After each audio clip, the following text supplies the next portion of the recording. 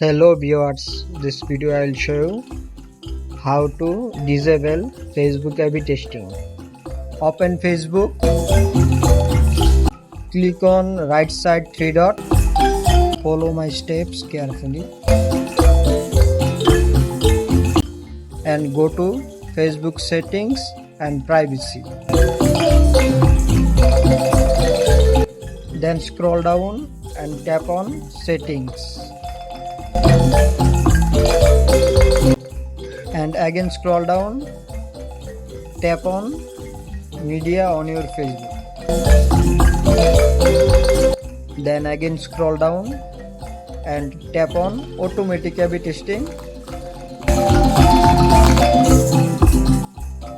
and disable the settings on A/B testing your Facebook. If this video helped you, don't forget to like and subscribe my channel.